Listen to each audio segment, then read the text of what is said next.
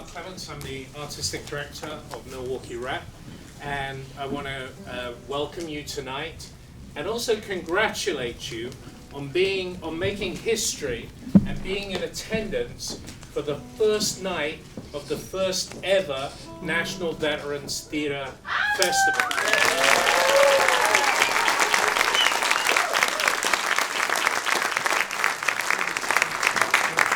It's an absolutely brilliant idea, of which I can claim very little credit for, other than about 4 years ago I saw a production of Feast of Crispian and was really blown away by it. Just it was a kind of extraordinary night of theatre making, and it really inspired a conversation between FOC and us about how we might work together, how we could do a collaboration, how in fact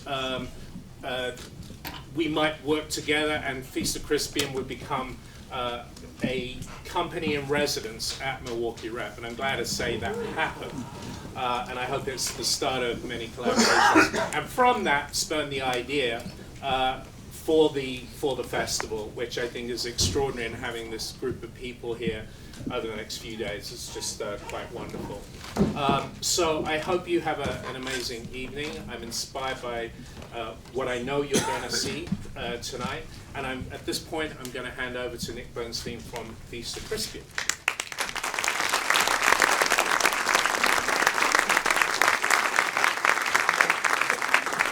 Hi everyone, I'm Nick Bernstein, Executive Director of Feast of Crispian, and I can't tell you how proud I am to say that. And after you experience this evening's show, I think you're going to know why. For those of you who are new to Feast of Crispian, throughout the year in a series of weekend intensives, we use the words of William Shakespeare to work with our veteran population to help them overcome PTSD, AODA, and other reintegration issues. Since 2012, we have had dozens of these workshops with hundreds of vets. We have staged 3 full productions, and now we've organized the very first National Veterans Theatre Festival. Since our cast faces a range of issues, we use a prompter on stage throughout the production. We don't want anyone's memory to stand in the way of their participation in our work. We at the Feast of Crispian wouldn't be here today without the extraordinary faith and support of our founding sponsors, the Bader Philanthropies. They've been relentless in their belief in the good that Milwaukeeans can do for each other, and their faith has been oxygen to us. The National Veterans Theatre Festival wouldn't have happened without the visionary support of the Milwaukee Rep. By inviting us into residency and shepherding us the past 18 months, they breathed life into this festival. The Greater Milwaukee Foundation challenged us to articulate our vision and jumped in as a founding sponsor for the festival. The Charles E. Kubley Foundation, also a founding sponsor, is a longtime friend of our work, and they've got our 6 on this. Our presenting sponsor is Wells Fargo, and here to speak to their commitment to veterans' causes is Tasse Hesthaven of the Wells Fargo Veterans Resource Group. Stacy.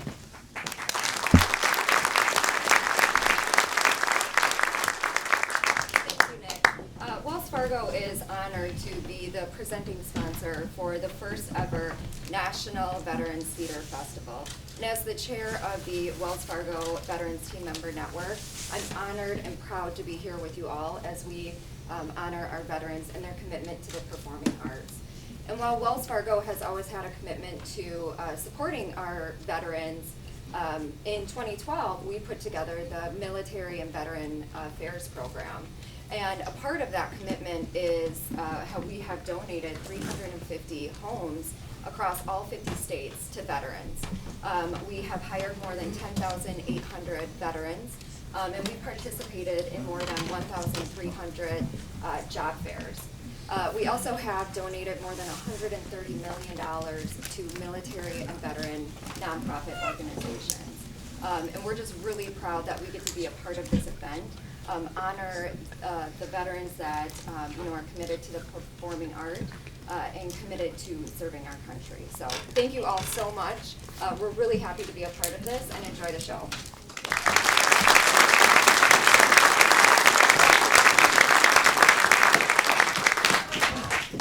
Thank you so much, Stacy.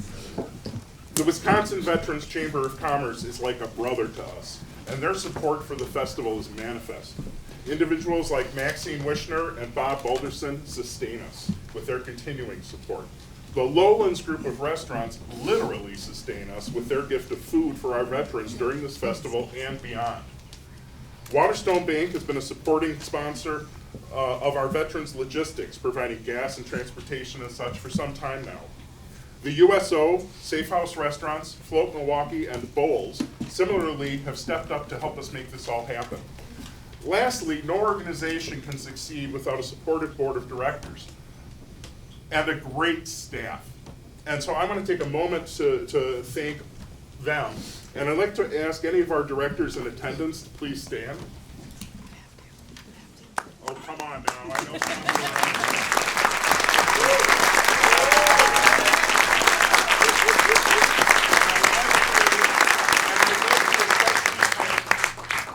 Our program director, Nancy Smith Watson, Bill Watson, director of today's performance, and our company manager, Jim Tasse. A big round for them.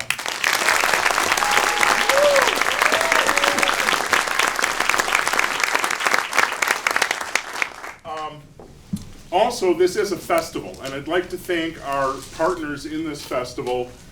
We have the Combat Hippies, we have the Color of Courage, we have the Telling Project, and we have Stefan Wolfert. Thanks to all of them, and they're all in the audience tonight.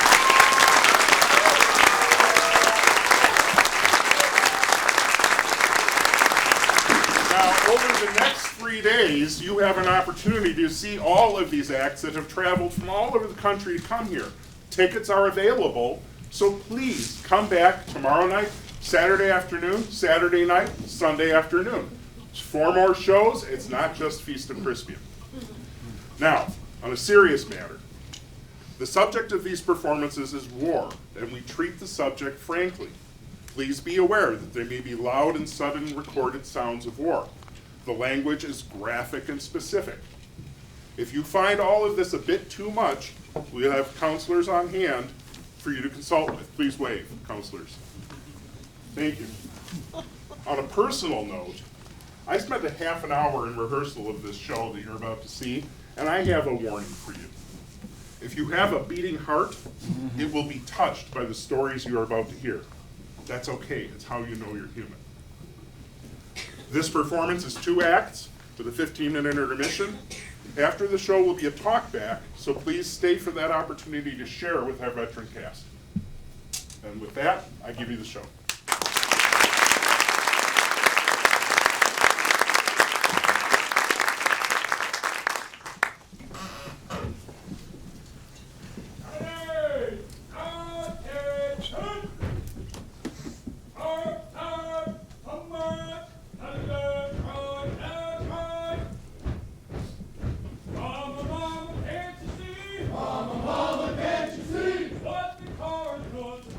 What the Corps is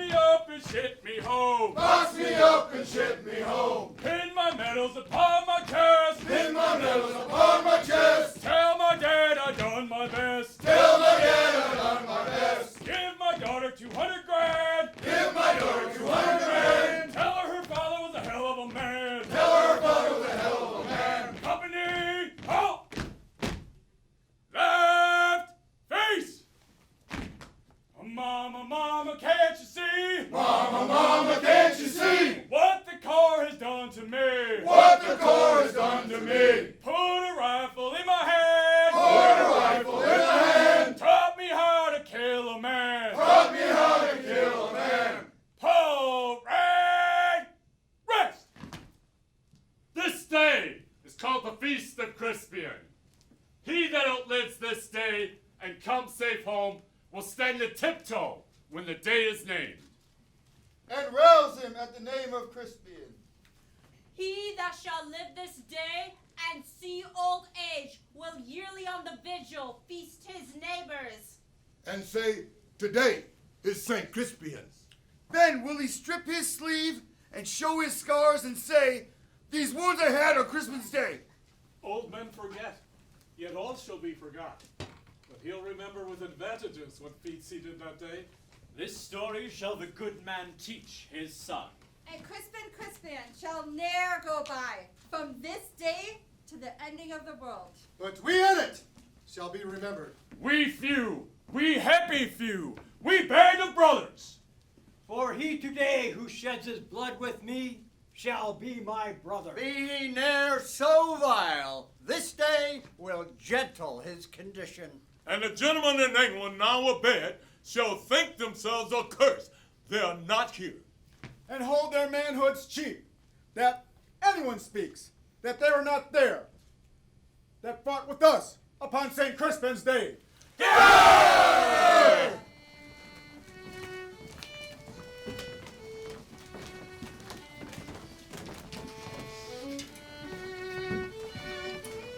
The landscape of my childhood was 89th and Grant. We had a big corner house. We also had the biggest apple tree in the whole area. I remember my dad climbing up to the top of one of the biggest branches and attaching a swing that was 20 feet high. The landscape of my childhood was moving from Salvation Army to Salvation Army until I was 6. Then my mom moved back in with my stepdad. That's when it really got bad. I grew up across from Long Island Sound, a block from the water, an hour train ride into New York City. Oh, yeah. I grew up across the street from a Christmas tree farm. I love Christmas. The landscape of my childhood was a winter wonderland. We were dirt fucking poor, but very self-sufficient. We grew up out in the backwoods. We'd go out into the field after harvest and gathered up what we could. We even tapped our own maple trees. We had animals too, rabbits and chickens. We raised them and loved them, but we ate them. We rode the hogs like horses. I grew up in the cotton fields of Mississippi. I grew up in San Antonio. Mexican food, the Riverwalk, bluebonnets. Well, I was raised outside of Philadelphia, an East Coaster. No siblings, but lots of aunts, uncles, and cousins, and summers at the Jersey seashore. We were a loving family. I used to sleep with a nightlight, a teddy bear, and a radio. The landscape of my childhood was filled with fear. I was a foster child. I was fortunate enough to grow up with the same family since I was 6 months old. One of my earliest memories was that we had cribs and bassinets from one end of the house to the other, all the way from the kitchen to the sun parlor. I was a single child of a single mom growing up on welfare. Being poor was bad enough by itself because you were always getting handouts from our church. So it felt like people looked down on us. I grew up fantasizing about the mafia lifestyle. The fashion, the fame, the money. My great uncle was killed by Al Capone. Fucking hopeless. The landscape of my childhood was hopeless. My grandfathers, both World War II vets, had killed themselves, and I look at suicide as a family curse. You know, my father, Vietnam vet, he was alcoholic, diabetic, post-traumatic, epileptic, ick. Same with my father, it was him drinking all day until he seized out. He killed himself as well. The landscape of my childhood was an ever-shifting array of Midwest neighborhoods, but none of that left much of an impression. I escaped the pain of reality through fantasy, literature, and music. I was the 5th of 6 children. I was the second of 10 in the family. I was 7 of 13. I was the second of 14. I grew up in Manitowoc, Wisconsin. My father owned his own auto repair business, so I couldn't go anywhere with somebody knowing me. 32,000 people, and they all knew us. I grew up in the woods. The sun would come up, my mother would shoo us out of the house. We didn't come home till it was supper time. I was raised up on the west bank of New Orleans. Being in the woods and in the swamp, when I was a kid, that was home to me. Now, when I was 12, 13 years old, I had a moss business. What? A moss business. I picked the moss, turn it black, dry it up. You know, they use it in sofas and chairs. It was a cushion. I grew up in a strict Catholic home. We never hugged, never said I love you. My parents loved me, but I never knew it. Me too. I never saw my parents hug or even kiss. My parents sometimes told me they loved me, but I still don't believe it. One of the greatest things for me is I knew my parents loved me. When they got divorced, it felt like I was in a tug of war between them, and I cried a lot, you know, missing my dad. But he was always there for me. When my mom remarried, it's like I got a third parent. He once even said he wished he knew me when I was little. My mom put me through parochial school, Wells Lutheran, so we didn't have that Catholic guilt. But it was a very strict denomination. Women still don't have a voice in that church. I always knew I was different in my class and my family. I knew I was gay ever since I was a very little kid, and I also knew I couldn't talk about it to anybody. I just knew I had to get the fuck out of it. Well, I'm the eldest male child of my 8 brothers in our Catholic household. I was named Mark after my old man, and of course my younger brothers are Matthew, Luke, and John, and Benjamin, Samuel, Jesse, and Jordan.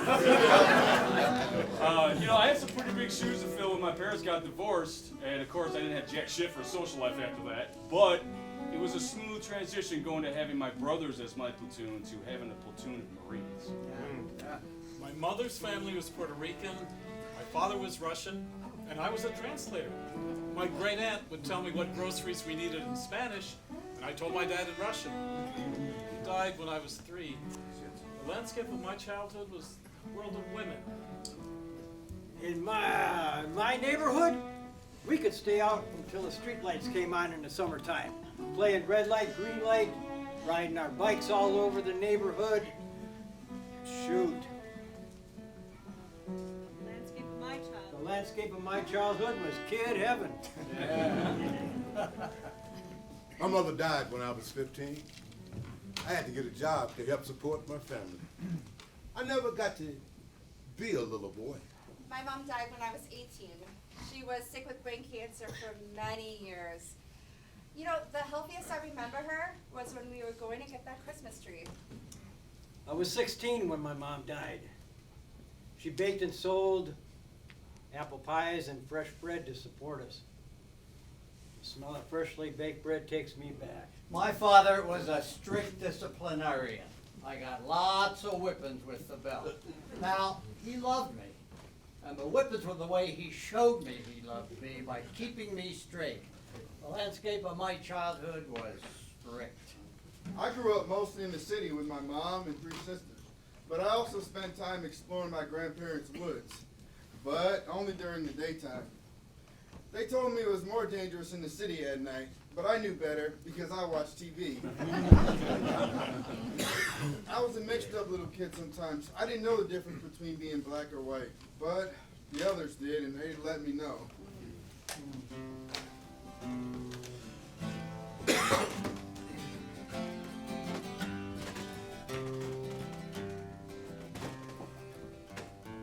How do they expect a man to see the things that I have come back and be the same? The things I've done that I regret, the things I've seen I won't forget. This life and so many more. And I've seen another side, another slice of the pie. It seemed too fair to me. People who did not deserve the sufferings that they incur. Freedom ought to be free. I'm trying to find my way home. The child inside me, long dead and gone. Somewhere between, lost and alone. Trying to find my way home. Whether we lose or win, I'm so sick and tired of the spin. I don't think I can take anymore. If the truth must stay in disguise, hidden beneath all the lies, then what were we fighting for? I was trying hard to keep a smile, look into the eyes of my child, tell him why his dad has to go. After daddy's went away, he's come back and he ain't the same as the man that you used to know. Trying to find my way home. Child inside me, long dead and gone, somewhere between lost and alone, trying to find my way home.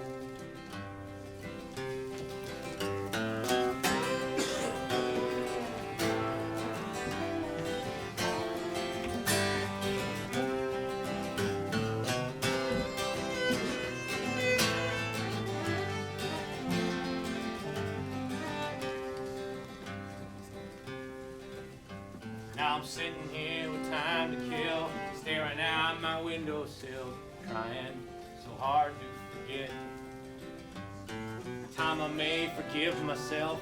History repeats itself, burdens my soul with regrets. Lately it's occurred to me, it's hard to fight an enemy that lives inside of your head. Spend my life in between the sleepless nights and the bad dreams. I think I might rather be dead. Still I'm trying to find my way home. Child inside me, long dead and gone, somewhere between lost and alone, trying to find my way home. So how do they expect a man to see the things that I have, come back and be the same?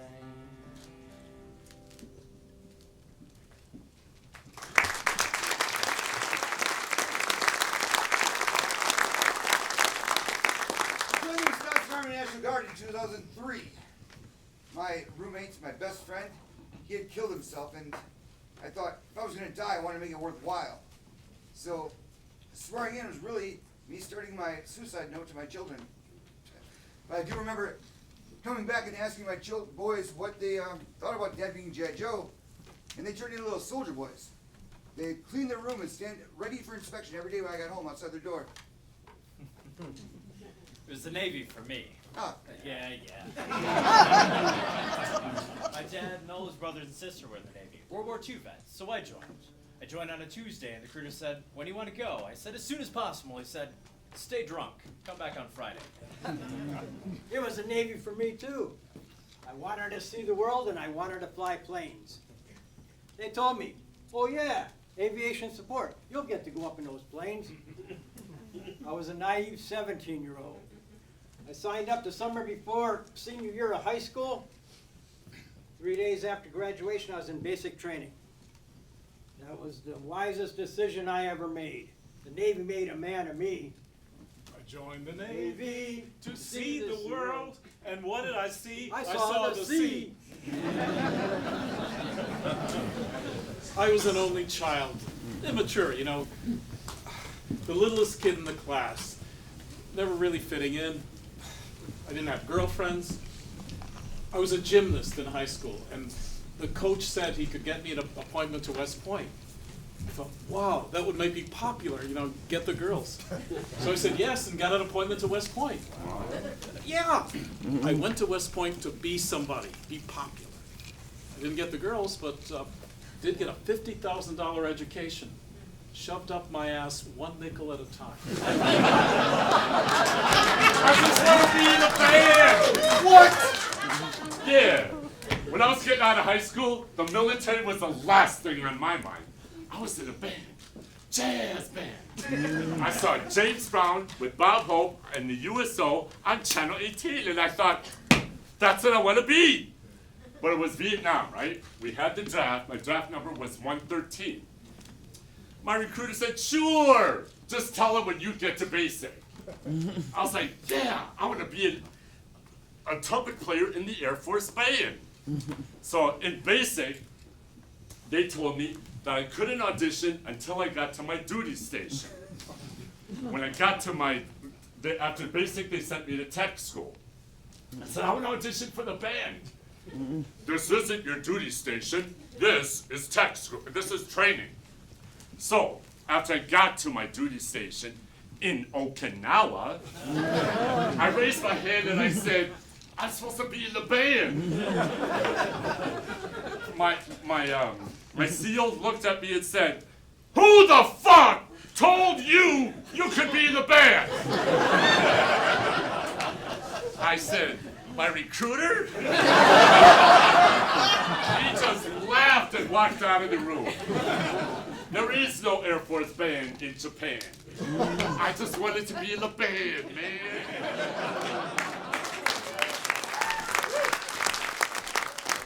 My reason's stupid. Come on, what is it? No, it's stupid. Come on, man. Why'd you join? I fell in love. I fell in love with a foreign exchange student, and I needed a way to get to Germany to find her. I heard you could choose your duty station in the Army, so I joined the Army to get to Germany. Yeah, I know. Stupid, right? Oh, yeah, that's pretty stupid. Did you ever get to Germany? Yeah, I got to Germany, okay. But she wrote me a Dear John letter before I got there, and I was stuck in the Army. Whoa, whoa, whoa, whoa, whoa, whoa,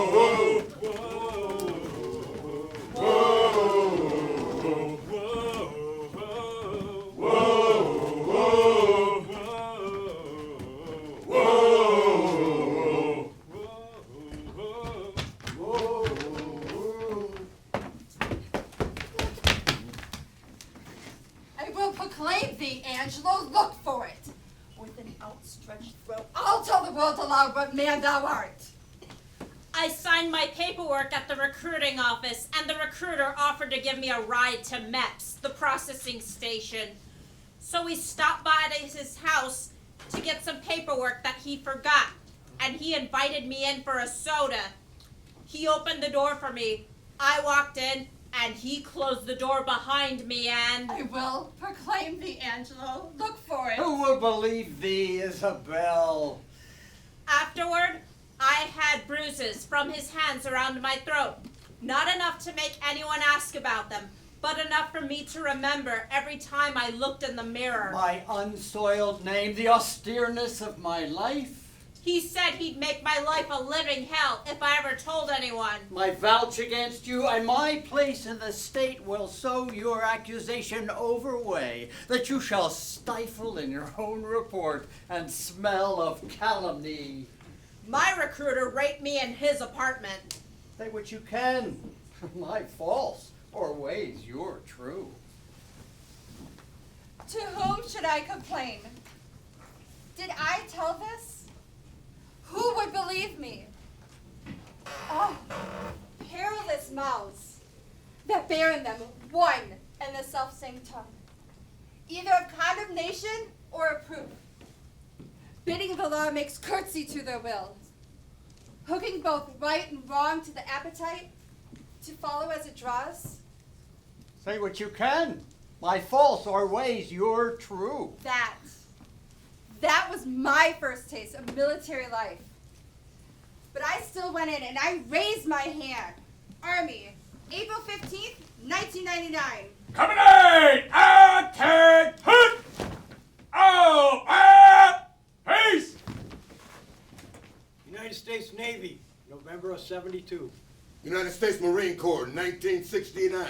United States Army, July 2003.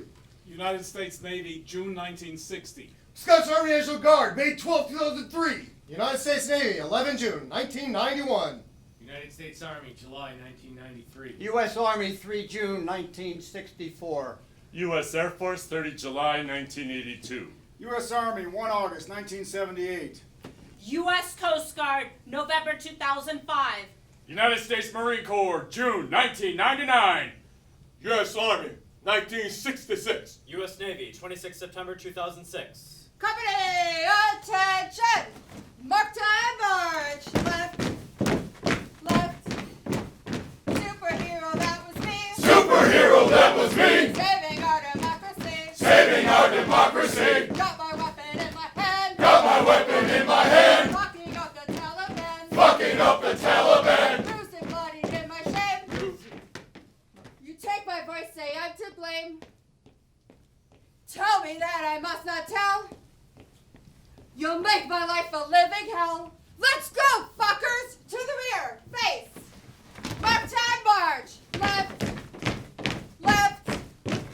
Swear to serve up to the gate. Swear to serve up to the gate. Flip a coin, decide our fate. Flip a coin, decide our fate. Dogs of war are off the train. Dogs of war are off the chain. Nothing ever is the same. Nothing ever is the same. My life story has been penned. My life story has been penned. I choose how my story ends. I choose how my story ends. I choose how my story ends. I choose how my story ends. I choose how my story ends. I choose how my story ends. I choose how my story ends.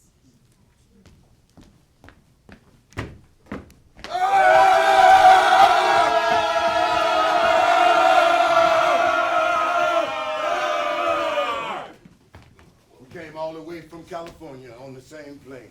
About 200 to 250 of us. Didn't know none of you guys. Didn't serve with none of you. They wanted a tight unit, trained together, shipped over together. I came in with a platoon. So did I. They wanted to plug you in wherever they needed you, like a cog in a machine, a replaceable part. Came into Vietnam on a commercial plane. We came into Vietnam on a commercial plane. 200, 250 guys still in our cities. 200 to 250 guys still in our cities. By the time we got there, By the time we got there, we were all buddies. we were all buddies, singing cadence, laughing, joking, having big fun. Cadence that we learned in boot camp. Ain't no need of going home. Ain't no need of going home. Jody's got your girl and gone. Jody's got your girl and gone. Sound off. 1, 2. Sound off. 3, 4. 1, 2, 3, 4. 1, 2, 3, 4. We flew straight into Da Nang. We flew straight into the name. Just like coming into any airport. Just like coming into any other airport. I came in on a fucking ship. 20 to 21 fucking days. And I docked in the name. Sit down. Fasten your seatbelts. We'll be landing soon. There's nothing to see. I mean, nada. Nothing but blackness. Saw the sunrise. We saw the sunrise out the window. We landed about 11 or 12 that morning. Coming down fast, maybe too fast, circling. Rip it in. Rip it in. Flares. Look out the window now, not streetlights. Flares, lots of flares. The 7 moons of Da Nang. Why so many? Are we in a battle already? Are we in a shit? I don't even have my weapon. We corkscrewed in, took evasive action in tight, erratic spirals to descend. They were working to confuse the SA missiles. That meant the base was surrounded by Taliban. Hajis, insurgents. Viet Cong, 6 parachutes on a flare dropped by the Spookies, along with the moon. The 7 moons of Da Nang, up there all the time. Da Nang? It was like the Iliad, man. Circling in that way made me think of Achilles chasing Hector around the walls of Troy 3 times before Hector met his death, and then dragging his body behind his chariot. As helicopter pilots, we always circled landing zones before we landed because we knew that if we were captured or killed, we'd be hacked to pieces and our corpses dishonored just like that. We were still in our cities. We were still in our cities. Uniforms were going to be issued when we got there. Uniform was going to be issued when we got there. Weapons, ammo, the whole kit. Weapons, ammo, the whole kit. They'd give it to us when we landed. They'd give it to us when we land. The minute you broke the door, it surrounded you, sweating instantly. Heat! Fucking heat! Felt like I was dehydrated in 2 seconds. Fine sand like powder made the air thick and heavy. We were stepping into an oven of 110 degrees with gear on easily 130. Sweating for so long and so hard that with all the salt, the uniform could stand on its own. Felt like fucking Mississippi to me. Oh, They trained us in Mississippi to get ready for that heat. There's no acclimatizing to that desert fucking heat and miss a fucking city. I was wet all the time, from the rain, from the humidity, from the sweat. Hey, keep everything covered for when the sun hits it, or it's so much worse. Monsoons would bend the trees sideways with the rain. The reverse of raccoon eyes because of goggle tan. Mud everywhere. You had to take your boots off to get out of the mud. First time I stepped out there, my boots stayed stuck in the mud. And the smell! Holy hell! Holy fucking hell! That smell is unfucking believable! The smell of flaming oils mixed with burning shit pits. The stench was this knock in the gut of human waste. You had to breathe through your mouth so you wouldn't smell. The smell of burning flesh. Somebody said. That's the smell of death, boys. Bullshit, I thought. But I didn't say that out loud. I didn't know what death smelled like. I found out later what death did smell like. That first night, that stink was rotting food, shit, and piss. You know, those burn pits over there are now a government-sanctioned disability. My better buddies don't even salute anymore. They cough. Those folks came in my first care package from home. We came off the plane, about 20 of us were on the ground. We came off the plane. About 20 of us was on the ground. The lieutenant was coming down the stairs to the back end. Lieutenant was coming down the stairs at the back. Lieutenant at the bottom of the stairs. Lieutenant at the bottom of the stairs. Shot right here. I froze when he got shot. I froze when he got shot. The guys coming down the stairs pushed me into the grass on the ground. It pushed me into the grass on the ground. I pissed myself. I pissed my pants. We were docked, and some of us at the bulkhead ready to move out, and gunshots, explosion. They told us, unload your weapons, but nobody moved. Not a sound. I didn't have a weapon. I didn't have a weapon. A uniform, nothing. A uniform, nothing. None of us did. None of us did. All you could hear was gunshots, explosions, shouting, screaming, bombs, gunfire. Nobody's saying a word. Nobody saying a word. Looking back and forth at each other. Looking back and forth at each other. Sniper in the trees, cracking off a round every now and then. Sniper in the trees, cracking off a round every now and then. We were there for 8 hours. And finally, they opened up the doors of the ship. And as we was moving out, we could see soldiers marching away from the battle sounds, and some of them had bloody bandages holding some of them up. But what caught me was their eyes. It was as though they wasn't there anymore. First day in Vietnam. First day in Vietnam was my birthday. Happy birthday!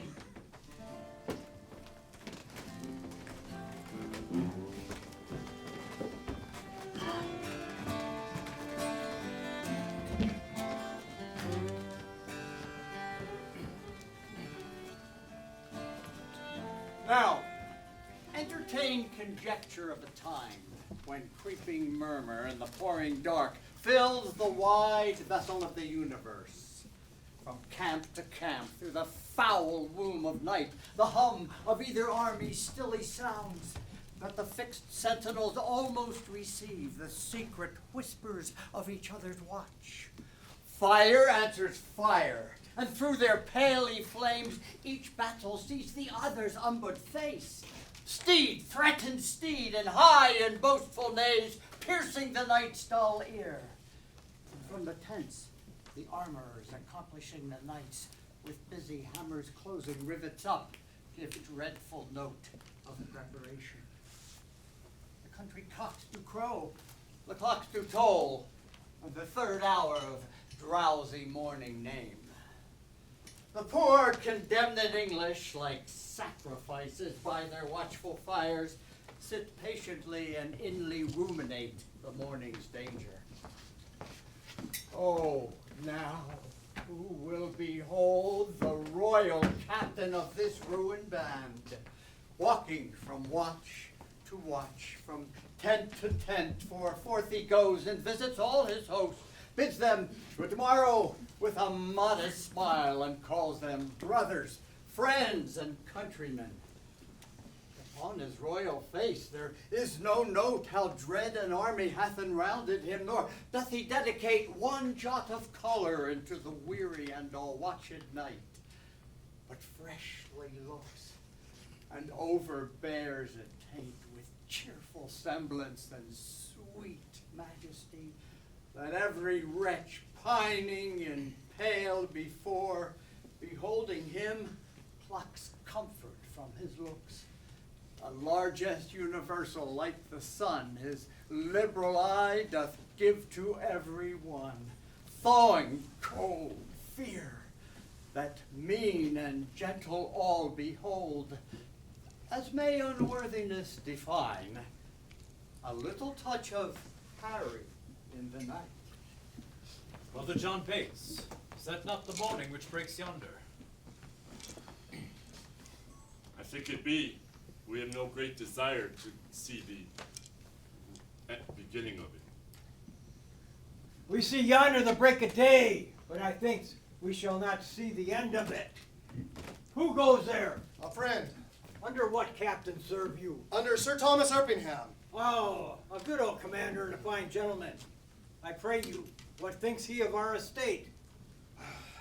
Even as men wrecked upon the sand that look to be washed off the next tide. He hath not told his thought to the king? No, nor is it not meet he should.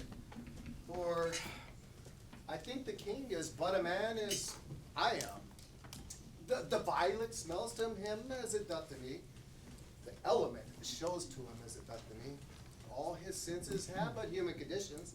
Therefore, when he sees reasons of fears as we do, his fears, out of doubt, be of the same relish as ours are. Yet, in reason, no man should possess with him with any appearance of fear, lest he by showing it should dishearten his army. Then I would he were here alone, so should he be sure to be ransomed, and many a poor man's life saved. I dare say you love him not so ill to wish him here alone. Methinks I could not die anywhere, so contented as in the king's company, his cause being just, and his quarrel honorable. That's more than we know. Aye, or more than we should seek after, for we know enough if we know we are the king's subjects. If his cause be wrong, if the king's cause, Our obedience to the king our obedience to the king wipes the crime of it wipes the crime of it out of us. But if the cause be not good, the king himself hath a heavy reckoning to make when all those arms and legs and heads chopped off in battle shall join together at the latter day and cry, "Oh, we died in such a place!" Some swearing, some crying for a surgeon, some upon their wives that pour behind them, some upon the debts they owe, and some upon their children rawly left. I am afeard there are few die well that die in a battle. For how can they charitably dispose of anything when blood is their argument? Now if these men do not die well, it will be a black matter for the king that led them to it, whom to disobey or against all proportion of subjection. So, if a son that is by his father sent about merchandise do sinfully miscarry upon the sea, the imputation of his wickedness by your rule should be imposed upon his father that sent him. But this is not so. The king is not bound to answer the particular endings of his soldiers, nor the father of his son, for they purpose not their death when they purpose their services. Every subject's duty is the king's, but every subject's soul is his own. 'Tis certain every man that dies ill, the ill upon his own head, the king is not to answer it. I do not desire he should answer for me, yet I am determined to fight lustily for him. There's a coin flip. A flip of a coin. Simple thing. Simple. Simple. Heads, I win. Tails, you lose. They phoned me. It was a flip of a coin. Didn't think you'd make. Ratchet City. That's how I know them. Deny, Rocket City. June 6th, the 4th of July. July 16th, 1969. 1966, September. We flipped a coin to see who went out there first. On an operation with the Vietnamese army, there was a hedgerow. With these different openings in the hedge. And I went through an opening. It was a coin flip. See you went on gate guard duty for the first hour. 4 in the afternoon till midnight. Hottest time of the day to be outside. Sitting in this insulated guard shack. But we had air conditioning. Yeah, insulated from that heat. Insulated. Kaboom! Incoming!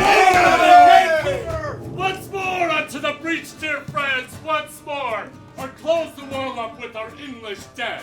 I grabbed my helmet, my flight jacket, my weapon, my ammo, and my K-bar. I ran to my fighting hole. In peace there's nothing that so becomes a man as modest stillness and humility. But when the blast of war blows in our ears, then imitate the action of the tiger. There's a fraction of a second of a whistle. And then an implosion, sucking all the atmosphere in. Stiffen the sinews, summon up the blood, disguise fair nature with hard-favored rage.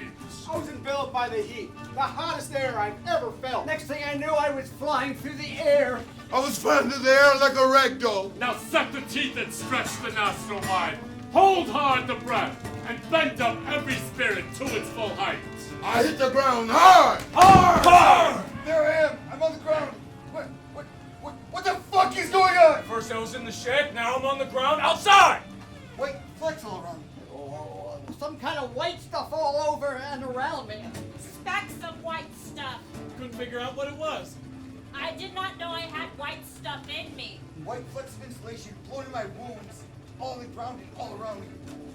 Dishonor not your mothers, now do attest that those that you call fathers did beget you. Be copy now to knack of grosser blood. Teach them how to war. I see you stand like greyhounds in the slips. The game's afoot. The ammo dump took a direct hit, and rounds started to cook off. I didn't hear nothing. Sunlight coming through the roof. Looks like shrapnel. Everything was peppered with shrapnel. Gaping holes in walls, roofs, buildings destroyed. I said, look at that. A piece of shrapnel had gone through my finger. I kept staring at it. I couldn't figure it out. What was all the white stuff? A can of shaving cream in my pack got hit by a piece of shrapnel and exploded. Follow your spirit and upon this charge, cry God for Harry, England, and St. George! Yeah! Medic! Somewhere we'll be done with the trouble of the world. No trouble of the world. Trouble of the world. Soon we will be done with the trouble of the world. We're going home, home to live with my Lord. Soon we will be done with the trouble of the world. Lord, trouble of this whole world. Trouble of the world. Soon we will be done with the trouble of the world. We're going home to live with my Lord. Young Arthur is my son, and he is lost. I am not mad. I were to heaven I were, for then 'tis like I should forget myself. Oh, if I could, what grief should I forget? If I were mad, I'd forget my son. I am not mad. Too well I feel the different plague of each calamity. Grief fills the room up of my absent child. Lies in his bed, walks up and down with me, puts on his pretty looks, repeats his words, remembers me of all his gracious parts, stuffs out his vacant garments with his form, then have I reason to be fond of grief. There won't be no more. Oh, Lord, And where my Arthur, we my can fair son, my life, my joy, my food, my all the world. We're going home, home to live with my love. There won't be no weeping and feeling. Lord, weeping and wailing, weeping and wailing. There won't be no more weeping, no more wailing.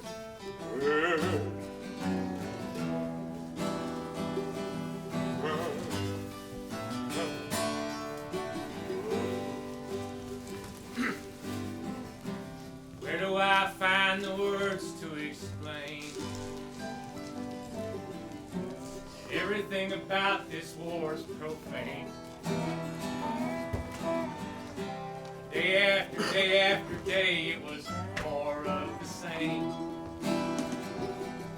It's a wonder we're not coming home, broken or insane.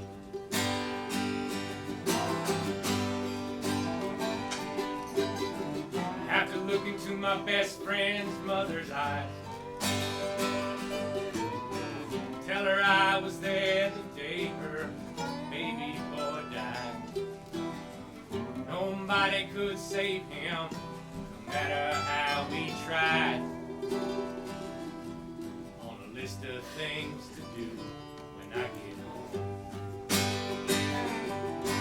Home, home, I'm finally coming home. Home, home, I'm finally coming home.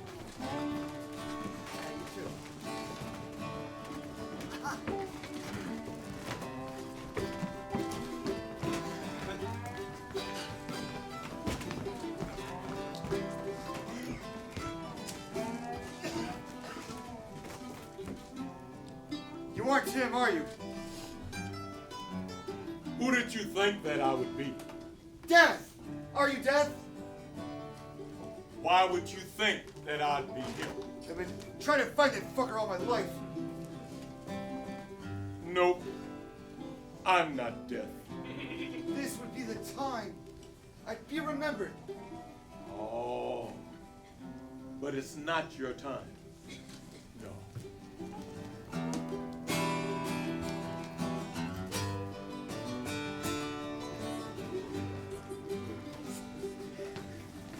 Only those who've been here know what I mean when I say that everything about this is obscene. I am dirty in ways that ain't ever getting clean, as I try to find a place for all the things that I have seen.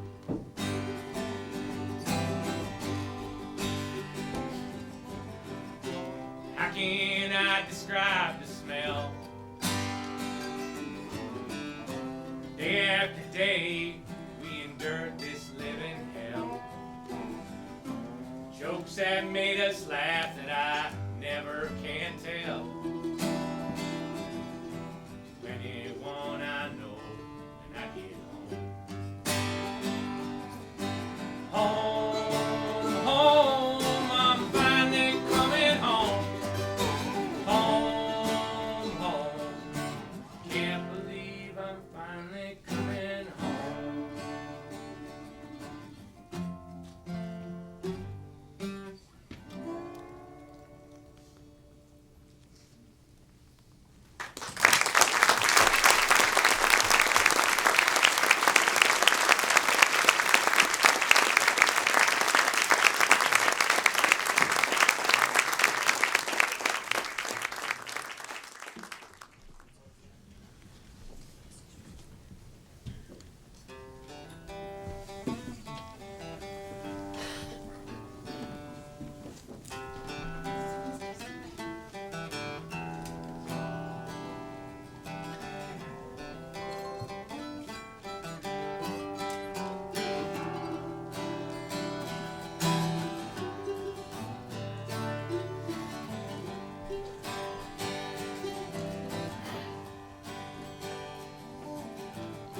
Haven't seen my loved ones in over a year. Felt the air conditioning, tasted a nice cold beer. Wonder what they've been doing while I've been over here. Struggling through the misery of the sweat, dust, and fear.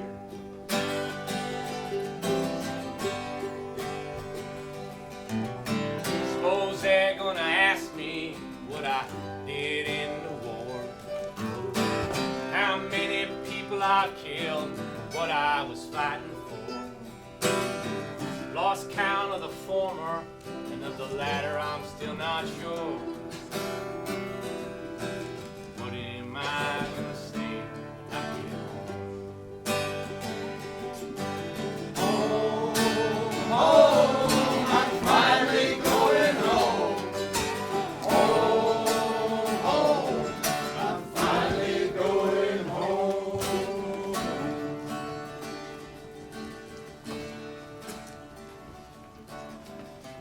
They think less of me if they find out what I've done. Will they see the person I was or the darkness I've become? Staring down my enemy from a barrel of a gun.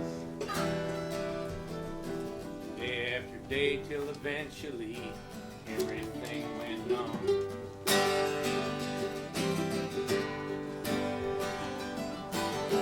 Day we've been waiting for almost a year. Probably gonna be a big parade and all the crowds will cheer. Why am I staring at the floor, just trembling with fear? What I've got to say when I get home. Home, home, I'm finally going home. Home, home, I'm finally going home.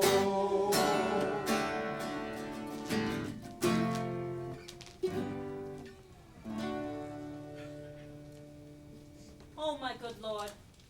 Why are you thus alone? Methought I heard a voice cry, sleep no more. For what offense have I this fortnight been? A banished woman from my Harry's bed. Tell me, sweet lord, what is that takes of thee, thy stomach, pleasure, and thy golden sleep? Macbeth doth murder sleep. Why dost thou bend thine eyes upon the earth, and start so often when thou sitt'st alone? Why hast thou given my treasures and my rights of thee to thick-eyed musings and cursed melancholy? In thy faint slumbers I by thee have watched, and heard thee murmur tales of iron wars, speak terms of manage to thy bounding steed, cry courage to the field. Macbeth doth murder sleep. The innocent sleep. Sleep that knits up the raveled sleeve of care. The death of each day's life. Sore labor's bath. Balm for hurt minds. Great nature's second course. Chief nourisher of life's feast. And thou hast talked of prisoners' ransom, and of soldiers slain, and all the currents of a heady fight. Thy spirit within thee hath been so at war, and thou hast so bestirred thee in thy sleep, that beads of sweat have stood upon thy brow, like bubbles in a lake-disturbed stream. And in thy face strange motions have appeared. Such as we see. Such as we see when men restrain their breath. Oh, what potence of thee!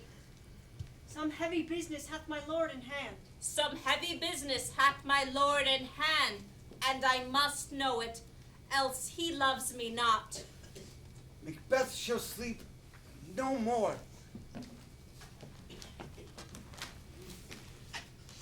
Dear my younger self, I feel you walking by my side, and I want you to know what you have ahead of you.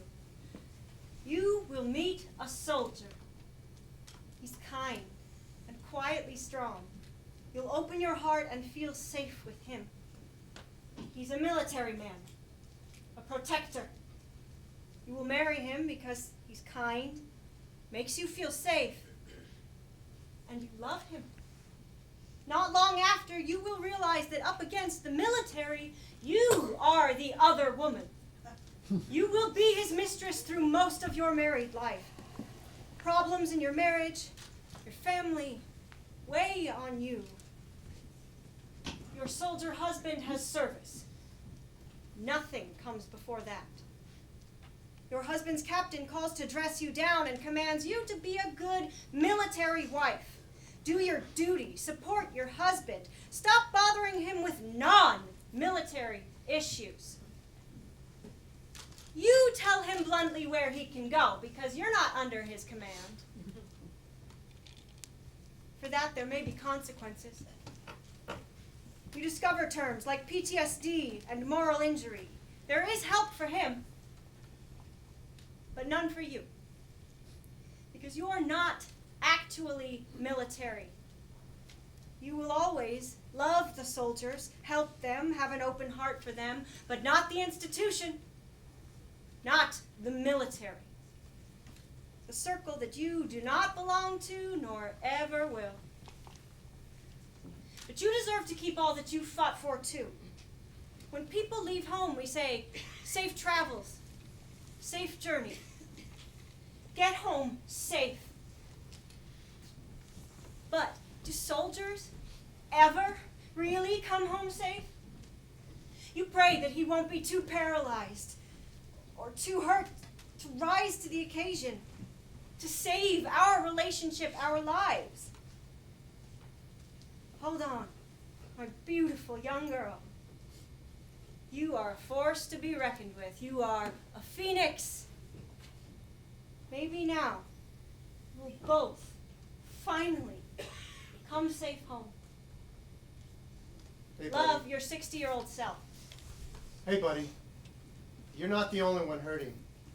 It's not just about your life. You now have a family and a wife. When we go off to war, they are left behind to shoulder the burden. And their welfare, we don't give it a second thought. We think we're the ones that go through the shit. We're the ones who suffer and pay the price. You ever think about what we do to our family? They stand by our side night after night as we relive our battles, our nightmares. Then we put up our walls and isolate. We think killing ourselves would end our pain. Maybe it would. Maybe it wouldn't. What pain would it bring to those who have stood by our sides, supporting us, when we couldn't see any worth in ourselves? The military and the VA treat the soldier, the spouse and the family, don't count in their eyes. Your family has always been there for you. So look in the mirror, bud, and realize it's up to you now. So be there for them too.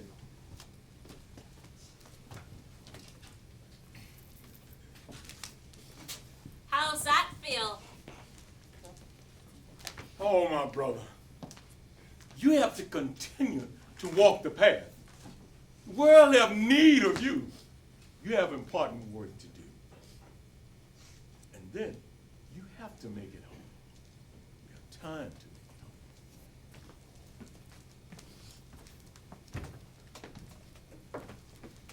I had a lot more than gear and clothing packed in my duffel when I got home from Iraq. When I got off that plane from Vietnam, I felt 10 years older than my friends. The man who came home replaced loving kindness with anger and hurt. I didn't bring my religion back with me. I didn't believe anymore. My emotions either. I'd go to funerals and I couldn't cry. I took my innocence with me when I joined up. It sure as hell did not come back with me when I got home. I left behind my smile. Well, I'm glad I left the bugs behind. Man, there were so many bugs over there. They get in everything, in your clothes, in your gear, in your hair. When you got your food, you just couldn't keep the damn things away. So eventually, you just forgot they were there. And you ate them. In Kuwait, Saddam had lit the oil wells on fire, and the soot had just taken over. Anything you ate was covered in black soot. You'd wash your clothes, you would hang them out to dry, and they'd be black again. It'd be noon, but because of the smoke and soot, you swear it was midnight. Man, what I couldn't get used to was those leaping, latching leeches. They would be getting up on you. You'd be, first of all, you'd be going through water all the time. Then they'd be getting up on you, and they'd be getting up in your pants, down your neck, all over. Especially when you're walking through the water. You can't be thinking about what they're doing. No, you gotta be concentrating on what you're doing, especially if you're in a firefight. And then, in order to take them off, you gotta use your knife, cigarette, or your Zippo. But back home, I could swim in the muddiest of waters, and I didn't have to worry about those leaping leeches. Oh, I'm glad I left those behind. I left behind a life of able-bodiedness. Pain is something I carried with me, and they just threw all the drugs they could at that, which only put new, bigger problems in my path. Vietnam made me a cold person. I brought home guilt and shame. When I finally came forward about my rape, they gave me a pregnancy test, an STD test, and sent me back to work. I still carry with me the women that were raped by the same man after me, and that none of us got any justice. My mother always says, my son left for the Marines and he never came home. I brought a lot of demons back with me that I couldn't seem to forget. I had to shut them up and push them away, so I started drinking. Are you seeing me, son? I'm sure seeing you. Possibly one of the best young Marines I've had the honor of serving with in my 22-year love affair with my United States Marine. But I got to take a step back. And do you want to know why, Marine? Before we shipped out, my old lady and I took some couples counseling. Reason being, Short Shot doesn't like my temper. Dipshit counselor said I need to take a deep breath every time before I start to get pissed off.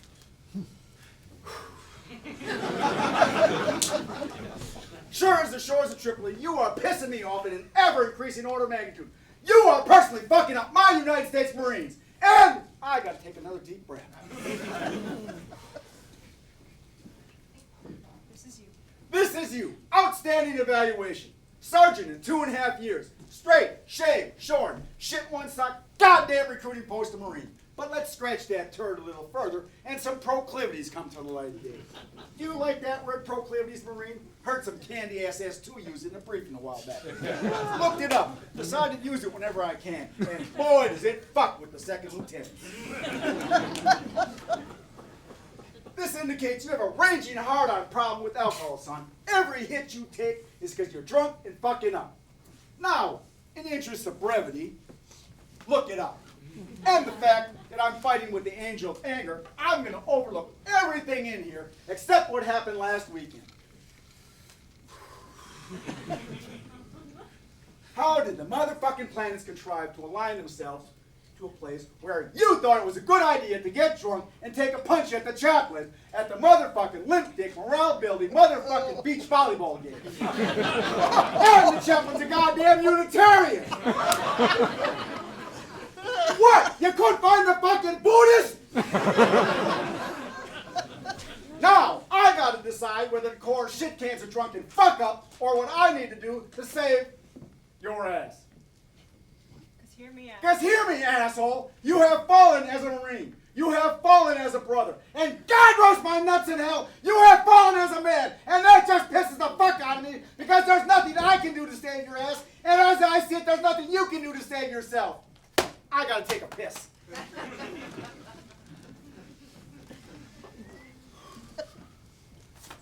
What?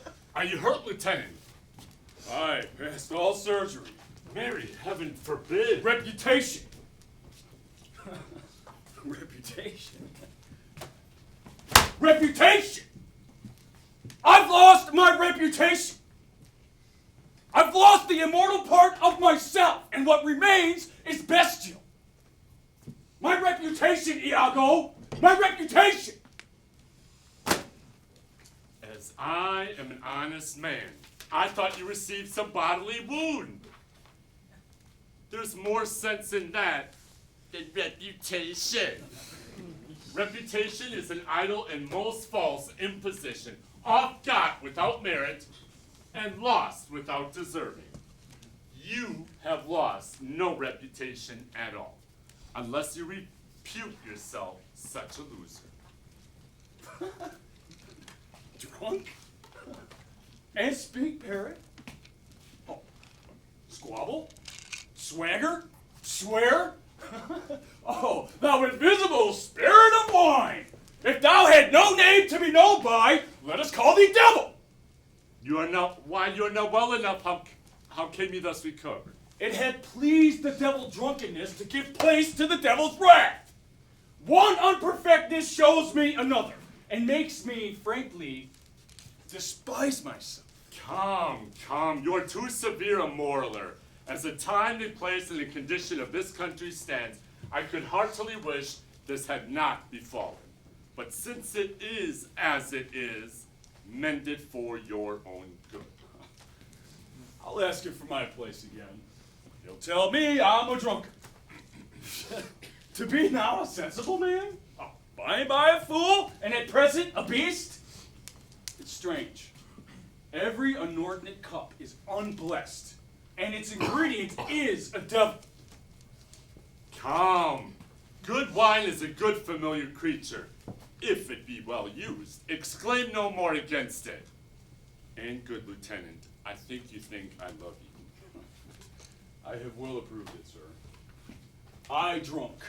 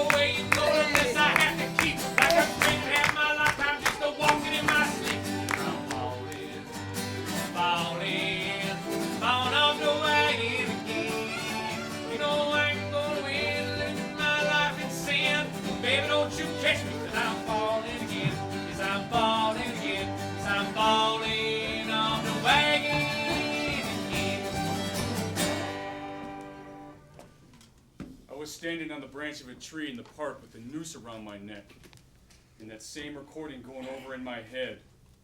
Everybody will be better off when I step off this branch. To be or not to be? That is the question.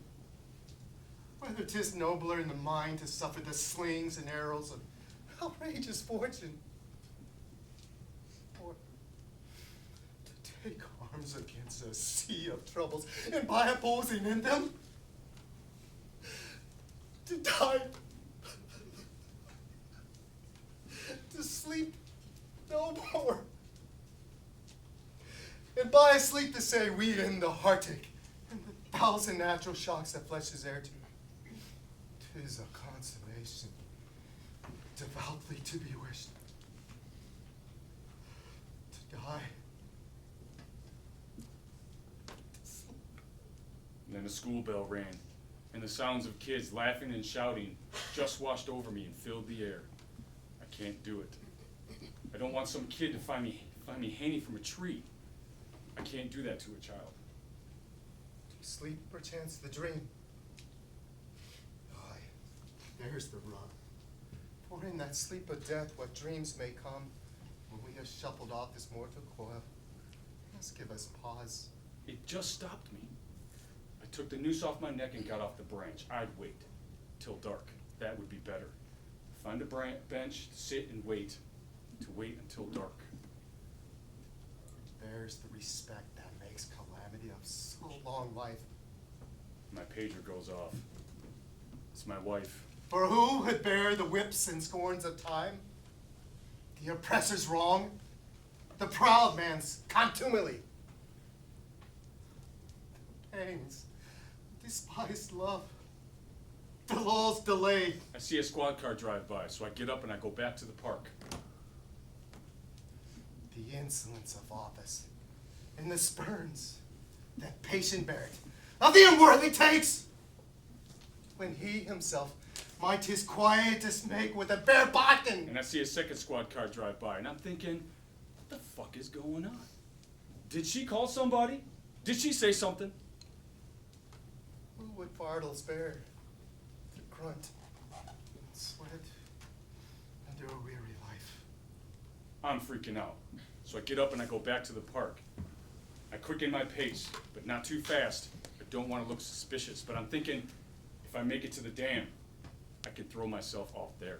But the dread of something after death, the undiscovered country from whose bourne no traveler returns, puzzles the will and makes us rather bear those ills we have than fly to others that we know not of. I had a motto for myself, a pact, sort of. If you're gonna kill yourself, don't injure or take anyone else with you in the process. Thus conscience does make cowards of us all. And then I heard, Stop, sir! From behind me. Take your hands out of your pockets, slowly. I stopped, just looked forward, and the cop said, Your wife gave us a call. She said you've been having some difficulties lately. We're not arresting you, but we are placing you into protective custody for your own safety. And thus, the native hue of resolution is sickled over with the spell cast of thought. And the hope you've been searching for is so very far away. You hear your worst enemy, every word you say. When the light shines so dim that you cannot see your hand, letting go's the only way you know to escape your pain. Hold on, hold on, hold on, one more day. Hold on, hold on, hold on, one more day.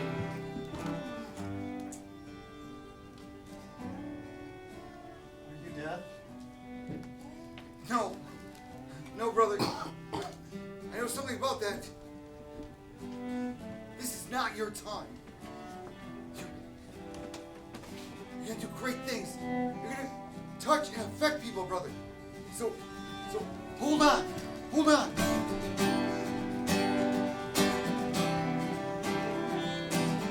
Simple things that used to make us smile, now you say it's been a long, long while since I felt so good like I thought I would, like I knew I should someday. When you giving up, giving in, lost your life to all the sin, and you just can't win no matter how you try. You get down on your knees and you stop crying. I said, hold on, hold on, hold on, one more day. Hold on, hold on, hold on, one more day. When you've lost your will to speak, a reprieve is all you seek. Some peace of mind would suit you fine. Things that go right for me for just one time, and then you throw your hands up to the air. Everybody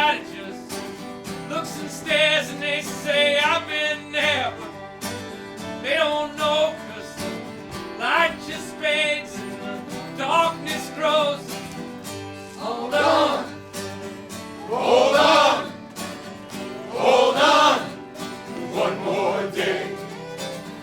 Hold on, hold on, hold on, one more day. Hold on, hold on, hold on, one more day. Hold on, hold on, hold on, one more day. I brought something else back with me, though. Confidence in myself. Independence. Self-reliance. I no longer had to be told what to do.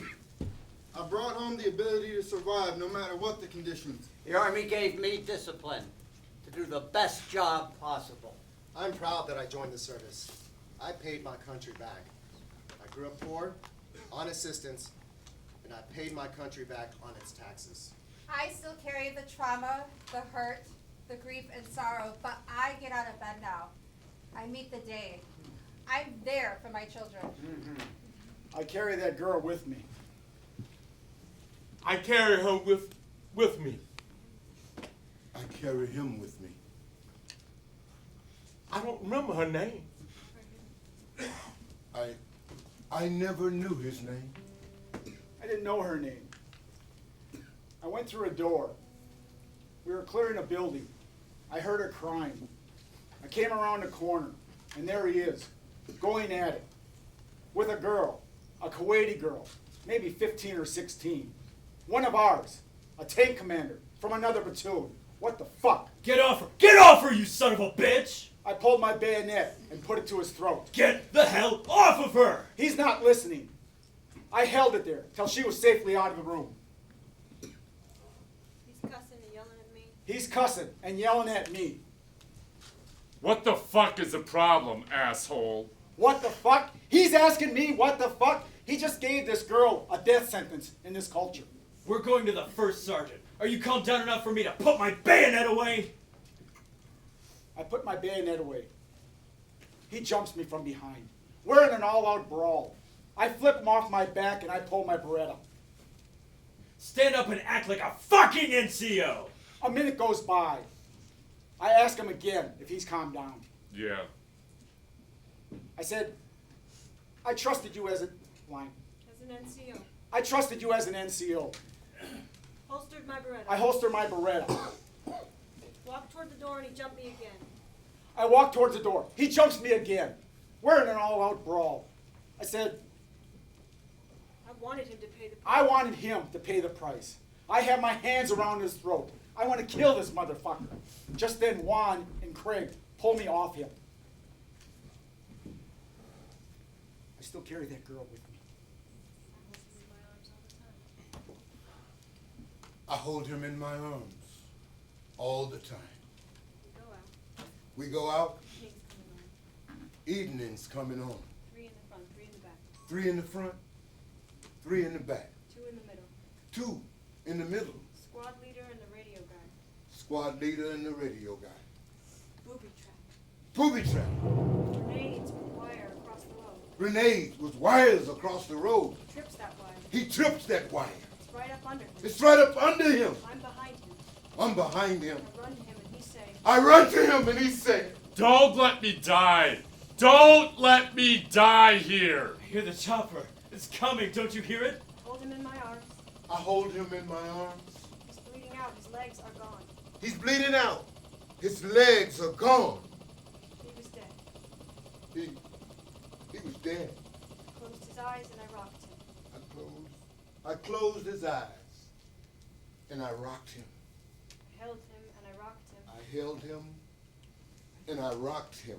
Basketball player. A basketball player. I played basketball with him. Don't remember his name. I don't remember his name, But I see his face. but I see his face. Carry him with me all the time. I carry him with me all the time. I forget her face sometime now. But I still carry her with me. That little girl, that little Vietnamese girl. We took her to the hospital. a military hospital. Two of us. The two of us. We took her to the hospital, the two of us. We flagged the truck down. You know, people stopped for those black berets. You know, but we were told that she would die. She would die if she didn't get treated. So it said she ate some dog meat. She ate some dog meat, and that dog meat is going to take her life if she's not treated. But we got her to the hospital. We got her to the military hospital. But the doctors and the nurses was walking around, they laughing, they joking, they saying some crazy, silly stuff. They started saying stuff to us, you know.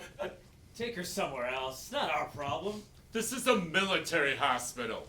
American hospital. But we locked and we loaded on them. We locked and loaded our weapons, and then we said to them, look here, doctors and whomever you are, if you don't take care of this little girl, all of us gonna end up in the hospital or dead. They took care of her. They took care of the little girl. You know, you don't mess with those black berets. You know, but then they're all around us. The police that came in, the MPs that came in surrounded us.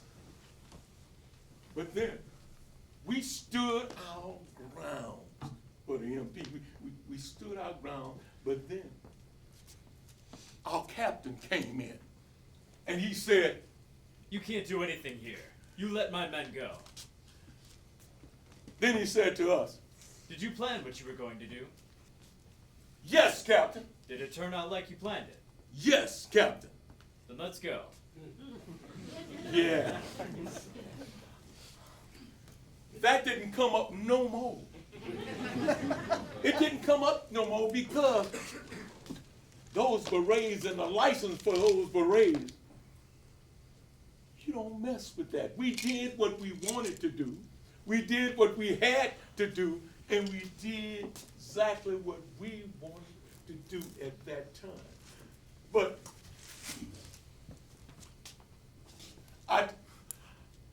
I still don't know what happened to that little girl after that. But I still carry her with me. I still carry her with me. Still.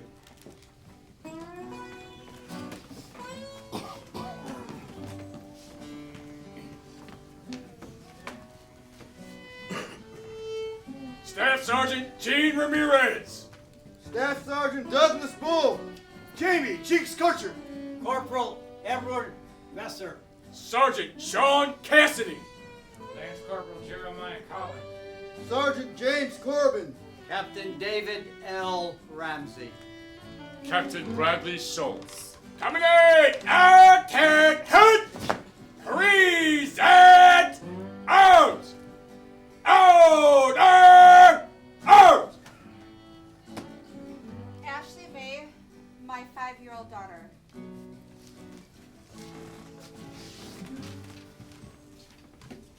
When I first wake up, the first thought I have of you, then I try to sleep again, but the silence comes through. I pretend to go back, 'cause that's just what I do, to change the past and all the truth. I see your face when I close my eyes. I run that night through my mind all the time.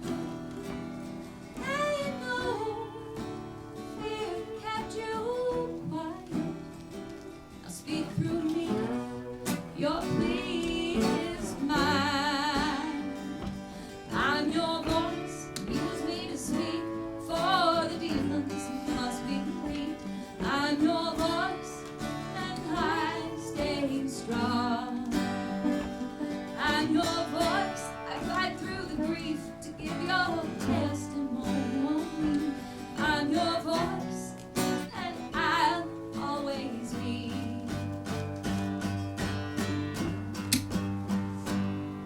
When darkness covers the night, I awake and reach for the light. I can cry, but it just don't seem right. The war is off, and I stay in the fight. I'm your voice, use me to speak, for the demons must be free. I'm your voice, and I stay strong. I'm your voice, I fight through the grief to give your testimony. I'm your voice, and I'll always be. To the judge, listen up, give what's due. Hear my voice, loud and coming through. Let the consequences match the crime. I was robbed of what was mine. Do the penance, do the time. Then I'll pine. Now the battle has been stirred. I'm prepared now to fight with words. So victims like you throughout the world can use my voice so they can be heard. I'm your voice, use me to speak, for the demons must be deep. I'm your voice, and I stay strong. I'm your voice, I fight through the grief to give your testimony. I'm your voice, and I'll always be. I'm your voice, and I'll always be.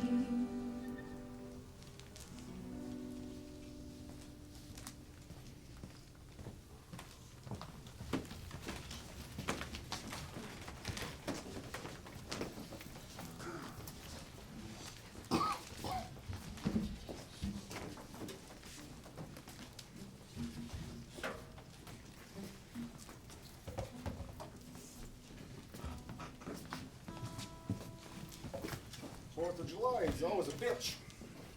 Yeah. My boys love the fireworks. I used to, I think. It's hard to remember. It's that rumble from ground that comes up and hits you in the chest at the same time. That's why I always have to get away. Yeah, I feel it right in my ass. Not thanks, trying to quit. How long? Most of my life. Yeah, I hated it a bitch. Sure is. Started smoking a month after my father died. I was rummaging through his things and found a carton of Marlboros and figured, follow my father's footsteps. You okay? Oh yeah, just sitting here with an old friend tonight. Who? Well, me and Payne, we got a long-term thing going on. Yeah, I know that motherfucker too. Yeah, we haven't always been friends, but I don't know, I've learned to listen to him and it makes me realize I'm still here. Where? Where what? Where'd you first feel that rumble in your nuts? Baghdad, how'd you know? Da Nang. You keep scanning down the path looking for something to come out of the dark? Crazy shit. Yep. Does it ever go away? Nah, the edges will soften eventually, but you'll get older if you're lucky. The getting older part. Cigarettes were the only thing I got from my father. I was using his remedy of getting older a bit, well, actually a lot, but I'm only working for 3 years now. Oh, congratulations. I haven't had a drink in over 30 years. No shit. Yeah. Name's Raymond. Hey, Tim, how do you do? You miss that drink? Yeah, sometimes. But I think I'd miss myself more. Like, the further away I get from it, the more and more I find out about myself. What do what are you finding out about that guy that you're searching for? His great amount of compassion and kindness, I think. What's harder, to give it or receive it? Both, man, both. You know, I was the biggest holder of grudges in all the land, but what I didn't realize was the biggest grudge I held was against myself. For every bad decision, missed opportunity, and blown save. Good to see that. Good to hear from a man from your generation. You know, Raymond, we're not broken. Hey, Tim, you know any Vietnam vets it takes to change a light bulb? Iraqi vets, right? You know, you weren't there!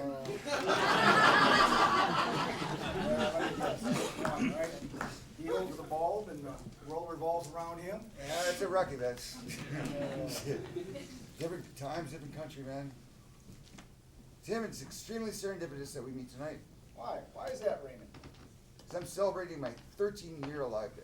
Congratulations, that's awesome. I never thought I'd get you.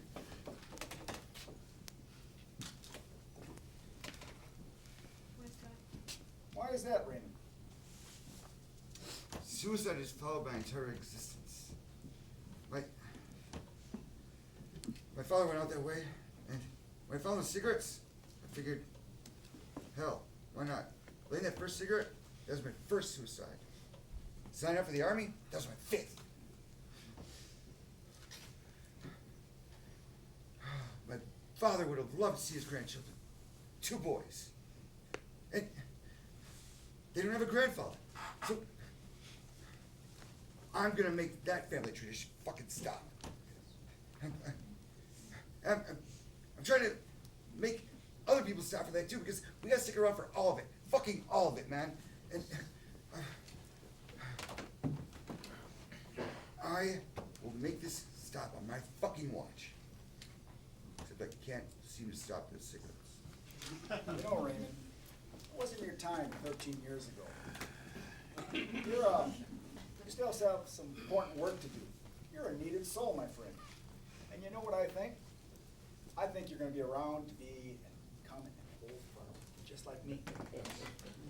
I'm really trying to do that, Tim, and, you know, don't mind me saying it, I'll do it a lot prettier than you did. Well, Raymond, I've been this ugly all my life. You aren't him, are you? Who? Who do you think I am? Fuck you, man. Forget it.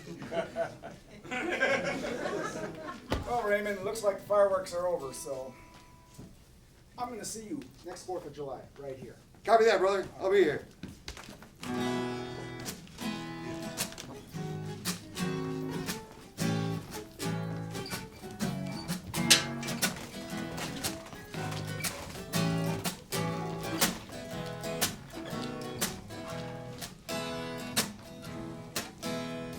Joined to serve my country, to keep our nation free. They sent me downrange, where I left a part of me. The person I once was is now a distant memory, trying to be the hero everyone will need. When I got back home and they gave me back my name, I came looking for some peace, but all I found was pain. Expecting pride and honor, all I got was guilt and shame. Can this be how my story ends? You have to learn to carry it if you want to make it home. When you share your story, you stop carrying it alone. Now there were days I can't remember, nights I'd rather not recall.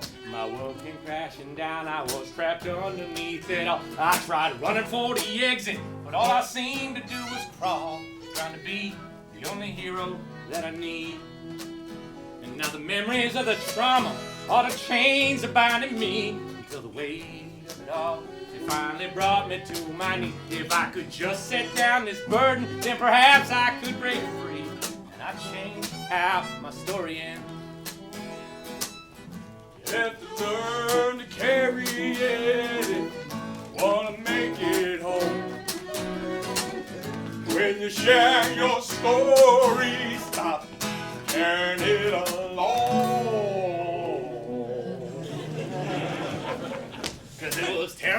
heart to keep it all inside. Now that I spoke my truth, I no longer have to hide. It's so much easier to carry when you got someone by your side. Perhaps I'm not the only hero that I need. And it took a lot of work to get here, and I can't change where I've been. I don't know where I'm going till we find it in the end.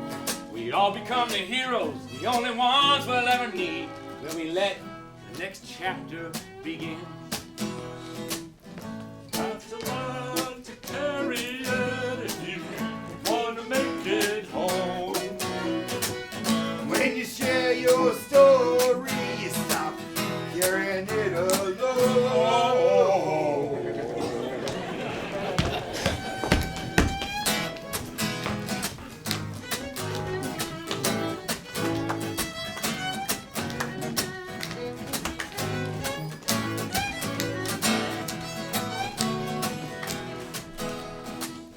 Have to learn to carry it if you want to make it home. When you share your stories, stop carrying it alone. For over 2,000 years, the theater's been used to share the stories of warriors, to show the community the warriors' experience, to help them understand and help them reunite after war. We are here in that tradition.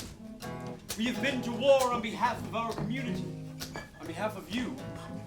And now, we are here to have you hear our stories, so you can understand our experiences.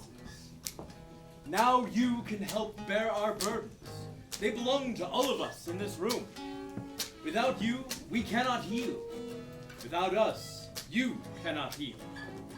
Only together can we truly come home.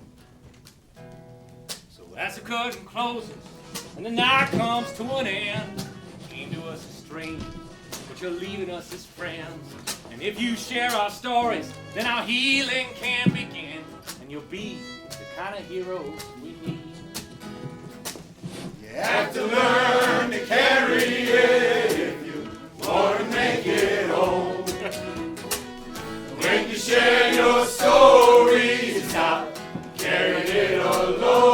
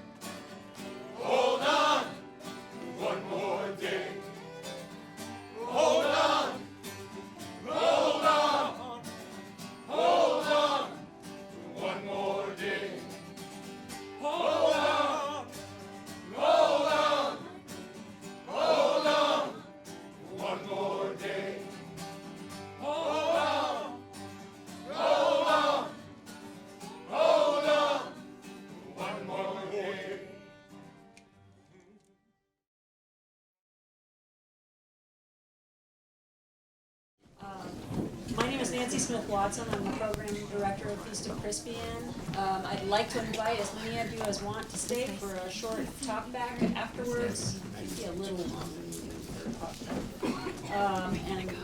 this is a really important part of it for us. As we go through the weekend, we're gonna have talkbacks with all of these shows, and for us, this is the opportunity that we have for, especially the civilians in the audience, to have a chance to really talk with some veterans. We find a lot with our civilian audiences that come in, they come in curious and they're not sure what they're going to see, and they're pretty blown away by some of the stories and some of the things that they see, and the amazing heart that comes out of these men and women that take a big risk to put their stories out. And so we really want to encourage you to actually talk with them and start to feel like, hey, I can talk to a veteran and it's okay. Right? We're not going to charge you for it. So if you have a question, raise your hand. I'm going to grab the microphone for you so that we make sure that we can hear the question and everybody gets to hear what's going on. So, anybody have a question? Or? Here we go. All the way to the back. I got it. You take yours. You moderate. Talk up, Bob.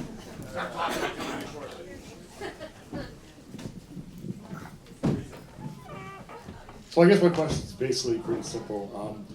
How do we even start the conversation? Very good question. Well, you came out tonight. Yeah. A lot of people come up to us and say, thank you for your service, and then, okay, see you later, bye. Say hi, how are you? We'll talk to you. Yeah. We're not too scary, so. Just ask them what's their story. Yeah, besides just thanking us for our service, take the next step and just talk to us. Yeah, I'm big on encouraging a question. When people ask me, instead of saying thank you for your service, which is great, a lot of veterans really appreciate that, but to also say, how are you doing? It's that simple. Yep. Oh, somebody raise your hand. Over here? Oh, right here. We're gonna make you Where are we? All the way down. Come on, Jim. Come on. Hi, Jim. Come on, Jim.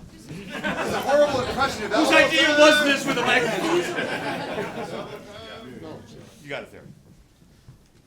With the Memorial Day weekend, too many civilians always think of thanking you for your service at that time. And we as veterans think about, the people we've lost defending this country. What would you say in answer to someone coming up and saying thank you for your service at that time? Don't thank us, thank those that you can't thank right here. It's about educating them and just saying, I appreciate your thought, but that's not what this is for. Today is for the people that have died for this country. Amen. Right. I mean, a lot of people don't do it to be disrespectful intentionally, and so it's just about educating at that point. And most of us that are here still will isolate during Memorial Day weekend. And this is working to make us not isolate and bring this change about by being out on stage. I would just like to say I'm so proud of all of you. Thank you. So Thank you. much for being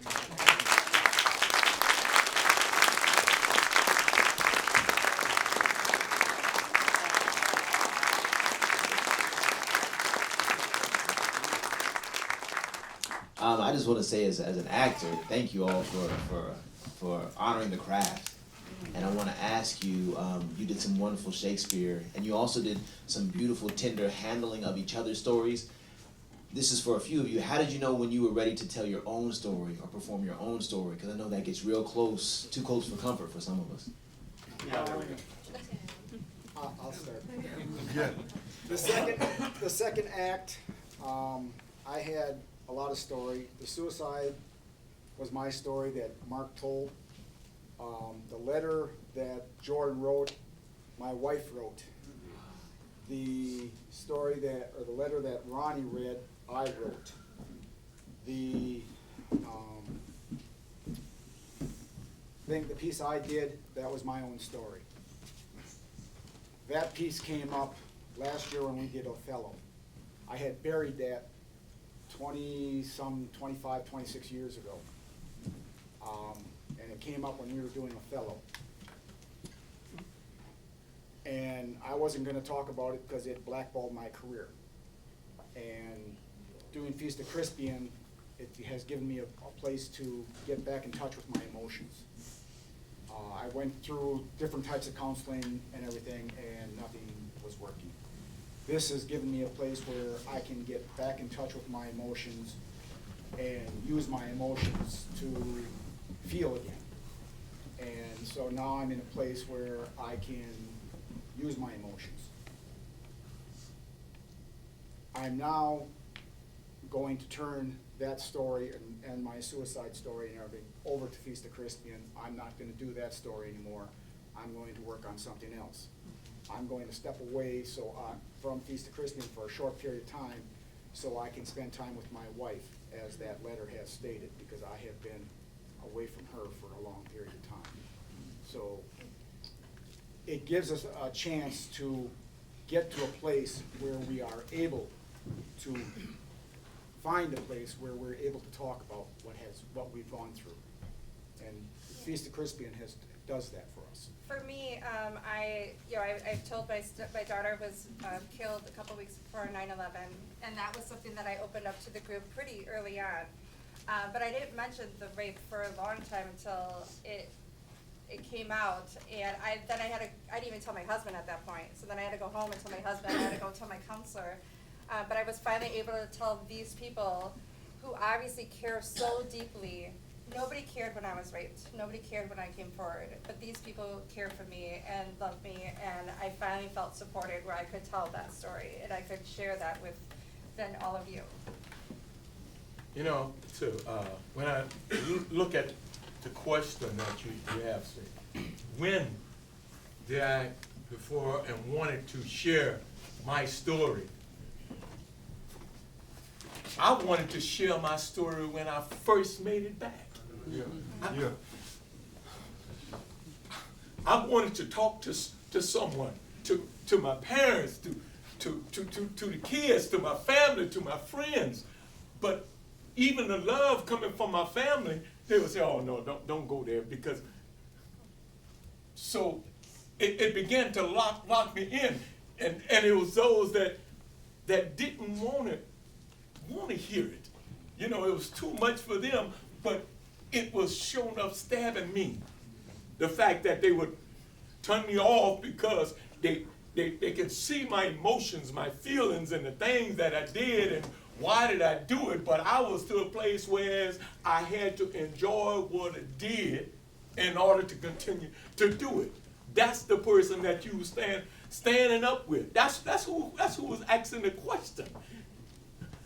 And what was going on around me and in this society, it definitely made me want to continue to be who I was and do it.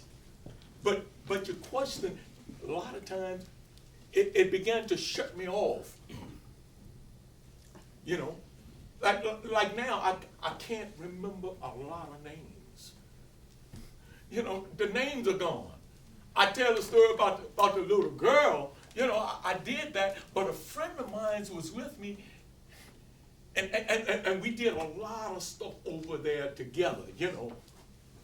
I mean, but he had been there longer than me, and he stepped up and took a mission that he wasn't supposed to take because I was going, he said, I'll go. And I'm saying, man, you can't go to that. You getting ready to go home. And my captain standing there didn't say a word because it was a very big mission. But I can't remember his name no more. And as tight as we were, because probably it does something to me, you know. So what's going on right here with this Feast of Crispian organization? I have received more from this organization than I've received in 50 years going wherever, in whatever group it was.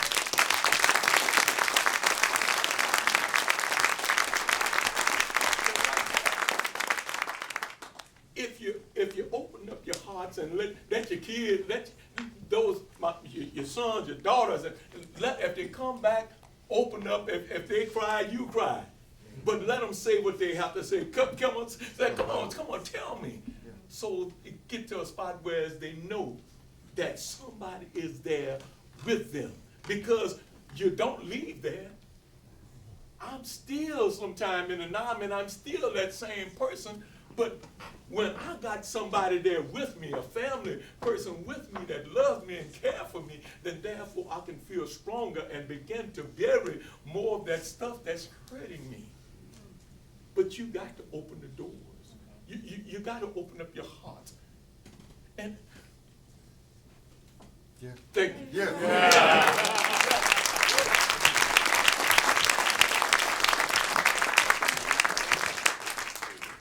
Kind of in line with that and what you referred to in the play, you said that the families, the spouses, are victims as well. So do they get involved in any of your productions or your meetings? My wife last year did Othello deployed. She was actually With us, with us in the play, yes. in the play. She was Played my Amelia. wife. Played Amelia. She was played Amelia. She was my wife. She was Bob's wife.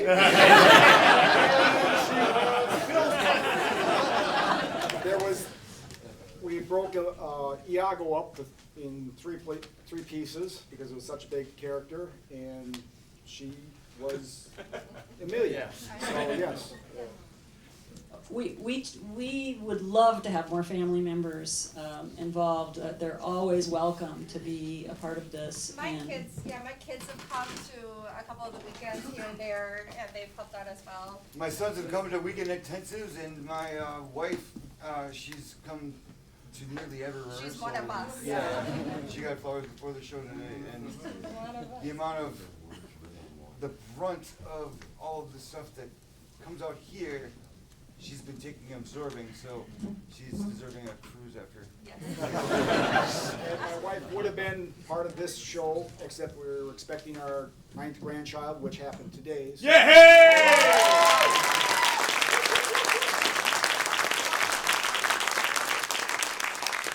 We have a question over here.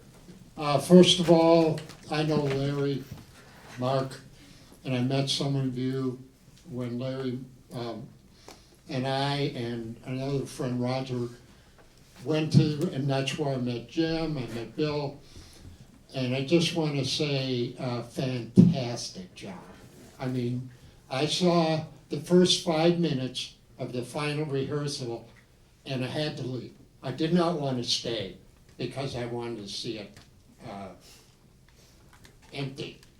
And with the music and all the stories, and believe it or not, the vets and the audience, you could look and boom, you'd hit something, it hit me, and welcome home, brothers and sisters.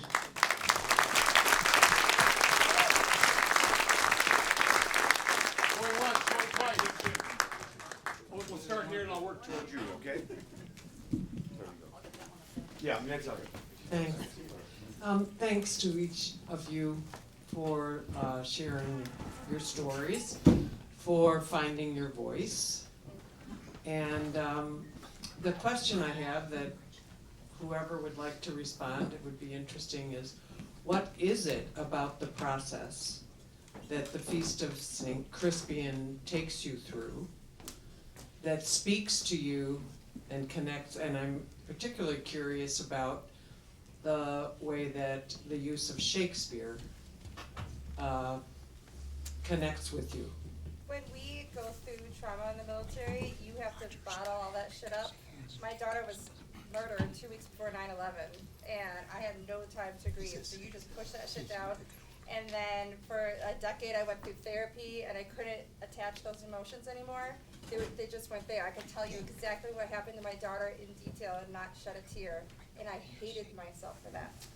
And I was at the point where I wasn't getting out of bed, and I didn't think I would live to see 40 because I didn't want to live anymore.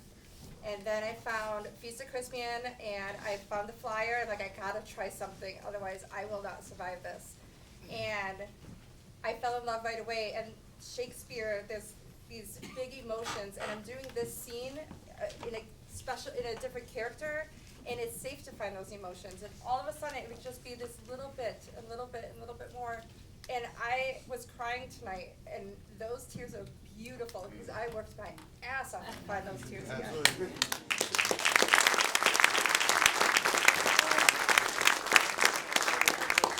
Yes. First of all, thank you for your service. But my question is, how much of the issue that you deal with is the person that you would have became had you not had these traumatic experiences? And is that an ongoing thing that you wonder about? And is that part of your sense of loss? So, I've been asked by good, dear friends of mine that I've known since kindergarten if I ever would want my leg back.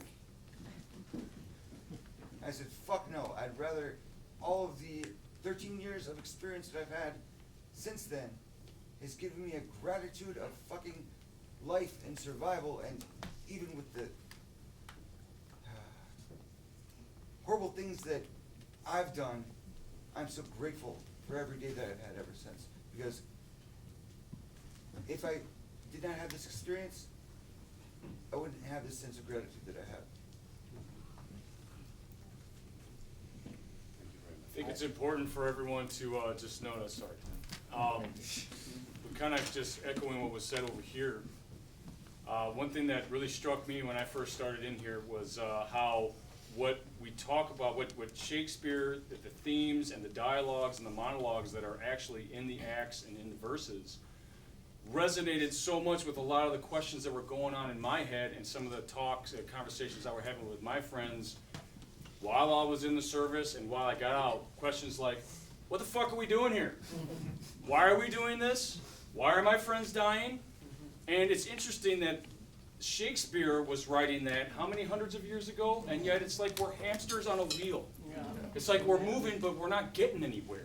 So to me, this is incredibly crucial, particularly in the days in which we live, that we all understand that unless we actually take heed of what's said and share the stories that are here, because you're not going to hear any of this on Fox 6 News or anywhere else, but you're going to hear it here, raw and unfiltered in your face, and it needs to be said that way. You need to hear it because maybe it would give us collectively as a society a moment of pause before we go and impulsively make decisions to reproduce the number of veterans that are sitting here before you. Does that make sense?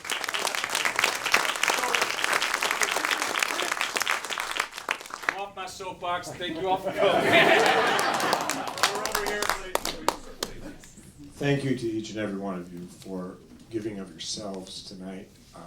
I could ask this question specifically to each of you, a different scene, but I've been teaching Shakespeare over the years, and I'm sorry I don't know your name, but I've seen Hamlet deliver that speech, but not like I heard it tonight. And I guess I'd like to know, when did you know that you were ready to do that, and how did you journey through that incredible, incredible delivery of Hamlet's soliloquy?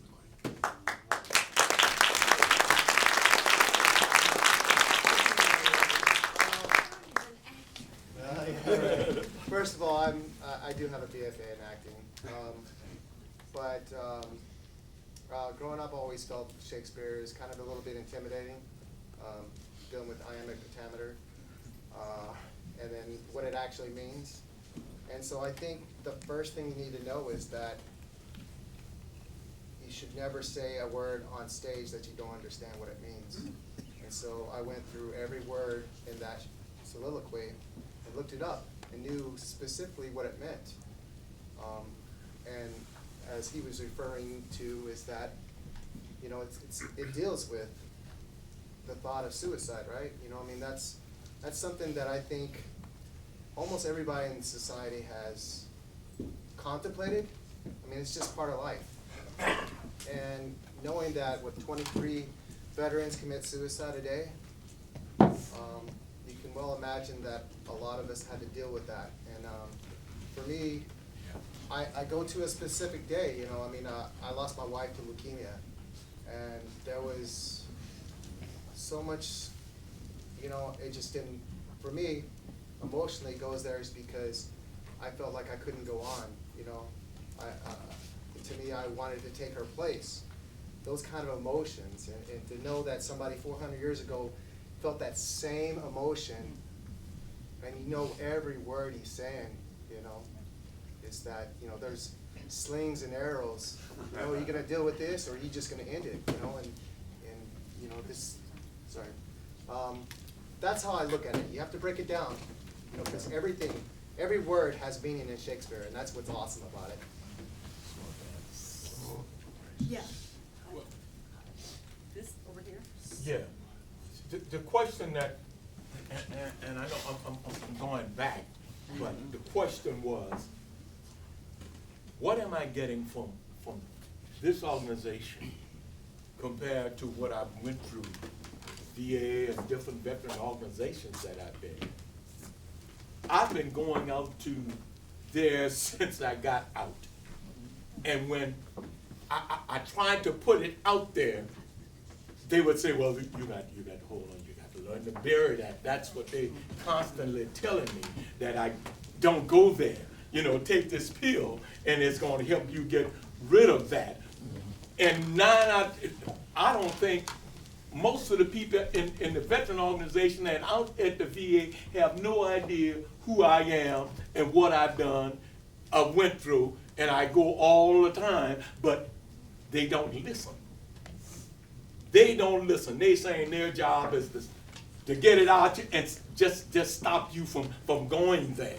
You know, stop you from being that young boy there, you know. But here, I feel as though that the door is open for me to say, I did it. This is what I did. This is what I did, you know. But that out there, it's not that way.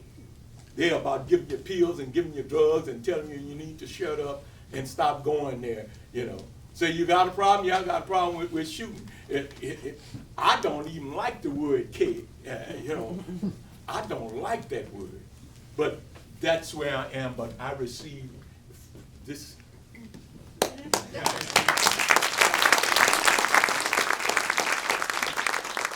So this conversation's going on all weekend. We have just opened the conversation, and so we really want to invite you now to continue to come back, because then we have the performers of the other pieces in the room. So this has started that conversation. The first question tonight was, how do we start? We just did, and we want you to come back and continue that. We hate to have to stop this right now, but we do have to close shop so that we can get out of here in the time frame that we need to be here. But we want to thank you very, very much for your participation with us and listening to these stories. And please come back all weekend and see the rest of it and continue the conversation. Thanks, everybody.